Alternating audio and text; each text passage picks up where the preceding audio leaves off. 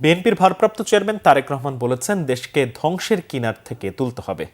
BNP সহ সব রাজনৈতিক দলকে ঐক্যবদ্ধভাবে দেশে অরাজকতা সৃষ্টির অপচেষ্টা রুখতে হবে। তার ভাষায়, করব কাজ, গড়ব দেশ, সবার আগে বাংলাদেশ, এটাই এখন মূল কাজ।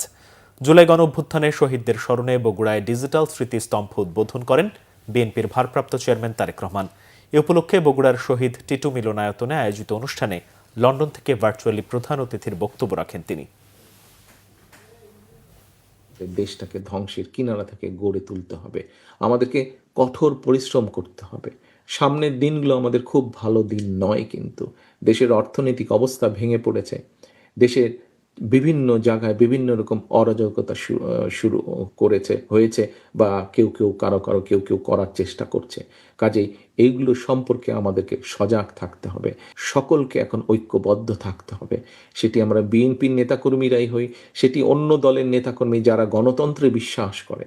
আজকে এই যে শহীদ ওসমান হাদি যে শহীদ হয়েছেন, যে মানুষটি শহীদ হয়েছেন, এই মানুষটিও কিন্তু গণতন্ত্রের পথেই ছিলেন।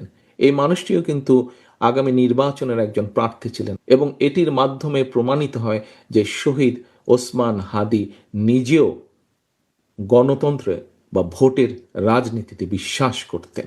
কাজেই আজকে শহীদ ওসমান হাদির প্রতি যদি সম্মান রাখতে হয় আমাদেরকে, আজকে আমাদের জুলাই শহীদদের প্রতি যদি সম্মান রাখতে হয়, জুলাই যোদ্ধাদের প্রতি যদি সম্মান রাখতে হয়, আজকে আমাদের ৭১-এর শহীদদের প্রতি যদি সম্মান রাখতে হয়, ৭১-এর মুক্তিযোদ্ধাদের প্রতি যদি সম্মান রাখতে হয়, তাহলে আমাদের একটাই লক্ষ্য হতে হবে এখন, দেশের মানুষের জন্য যেভাবে হোক শান্তি প্রতিষ্ঠা করা এবং দেশের জন্য কাজ করা, দেশকে সামনে নিয়ে যাওয়া।